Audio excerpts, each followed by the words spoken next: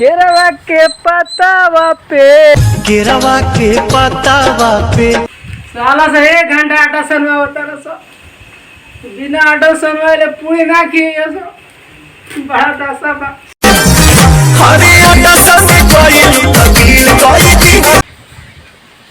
अब ना चिड़ैया उड़ी 5 उड़े वाला बा। तो भैया लोग का हाल चाल कैसन बनी रहो लोग। हमार नाम नितेश बा और हम बानी बिहार पूर्वी चंपारण से। अब भैया लोग हम बानी अभी तमिलनाडु में बानी। कथी करे आयल बानी वो लोग जानते बानी ईटा का काम करे ले भैया। ईटा ढोए नहीं तमिलनाडु में आके। अभी नु भैया दिन के 12 बजत हवा। आज नु तनी लेट से वीडियो स्टार्ट करनी हुआ काहे कि तनी लेट ले काम भेल आ कल पेट में खाना गिरल ऐसे एनर्जी डाउन रहा। तो अब के मस्त खाना वाना खा के अगे वीडियो के स्टार्ट करतनी हो भैया लोगन। अभी नु का कहीं बहुत मस्त हवा बहता तनी तो वही से तनी सनी खा के टहले नहीं है। अब भैया हेने हम केरा के थम एगो हेने बानी हम एगो हम हमर दिल। तो भैया हो अभी नु हमनी के तो काम हम कॉल ले बानी हम सब होने काम कर ले बानी रोज से देखबे कर ले हे लंग से देख ली लोगे 3 लाइन काम भेल ह। अभी नु कोनो काम ना हो एक बेर 3-4 बजे शाम के हमनी के काम हुआ पत्थर उठा के सहियारे के काहे कि बिहान कमाएला जगह बनावे के पड़ेला हर दिन। अब भैया एने खातिर नु खाली केरे गाछी मिलता केरवा के पतावा पे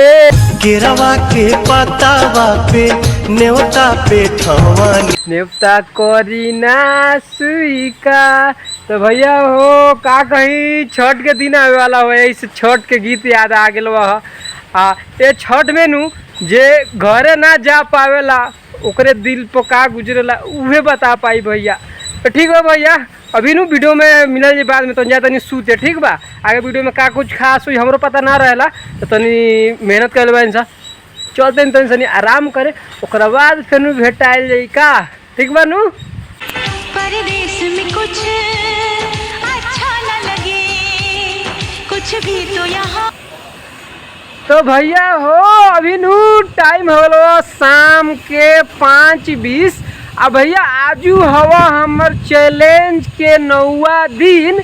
अब भैया लोग देख लो हर दिन के तरह आजू भी हमनी शिफ्ट क के होने रख दिल बनी सब पत्थर बिहान के कमाएला। तो भैया लोग अभी नु हमनी जाता नहीं सो दुकान में आजू नु का है कि आजू प्लान बनल बा हमनी के सेवई पूरी आलू बना के खाए के रहो लोग खियाए। तो हम भैया जाता इन सब दुकान सेवई दे तो आरे किने भैया किने के बाद आटा चीनी काजू किशमिश सेवई में डालल जाई भैया सेवई पूरी खाई बा भैया वो बात कही सुंदर लगा भगवान तोरा बड़ी फुर्सत से बनैले ना तोरा के। अब ये लोग हेने नु नया होटल खुललो चिकन बिरयानी के उद्घाटन हो गलो का भैया। हाँ भैया तो चालू हो गलो यही में लेवे को हमनी के सामान निमन टमाटर बिना ठीक बा।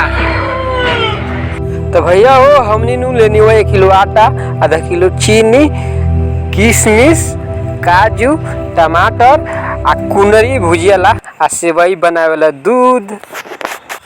हमनी के नु फाइनली सब सामान खरीद के हमनी के चल देनी सा अपन रूम के तरफ पूरी सेवई आलू दम बना के खाए।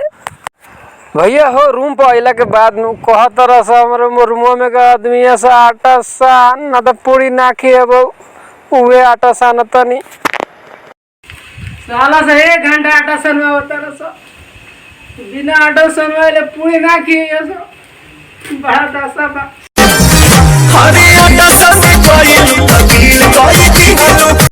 4 पैसे कमाने में आया शहर गाँव।